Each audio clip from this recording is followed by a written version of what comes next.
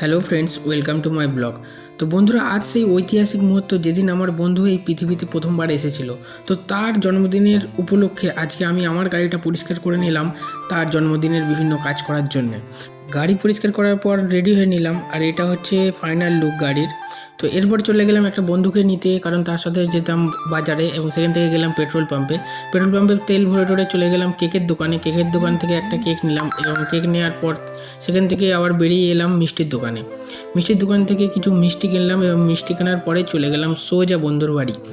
গিয়ে দেখলাম কি বন্ধু নিজেই সব কিছু আয়োজন করে বসে রয়েছে, মানে কেনাকাটা হয়ে গেছিলো আগে থেকেই। তো সে দেখি নিজেই রান্না বান্না করছে, কারণ যার জন্মদিন সেই একমাত্র ভালো রান্না করতে পারে। এরপর শুরু হয়ে গেল চা করার, এবং চা করার পরে হয়ে গেল হালকা করে টিফিন, এবং চায়ের সাথে ছিল পকোড়া। তো চা পকোড়া খাওয়ার পরে আমরা চলে গেলাম নেক্সট জীবন যুদ্ধে, মানে রান্না বান্নার দিকে। তো সবাই কাজবাজ করে নিয়ে রান্নাটা কমপ্লিট করা হলো, এবং তারপরে শুরু হলো কেক কাটা। আর কেক কাটা মানে আমাদের এখানে অস্ত্রটা একটু আলাদা রকম ছিল, মানে হেঁসো বটি ছাড়া আমাদের এখানে কেক কাটা হয় না। আর বন্ধু তো কেক কাটায় খুব খুশি, মানে কেক সবাইকে খাইয়ে আর নিজে খেয়েও খুশি। তো কেক খাওয়ার পরে চলে গেলাম বন্ধুরই গিফটের ওপর হামলা করতে, কারণ বন্ধু পেয়েছিল বড় সাইজের একটা চকলেট। তো চকলেটটা নিয়ে সবাই নিজেদের মধ্যে ভাগাভাগি করে খাচ্ছিলাম, আর সবার প্রথম বাইকটা ওকেই দিলাম, কারণ যার জন্মদিন তাকে না দিলে আবার অভিশাপ লাগবে।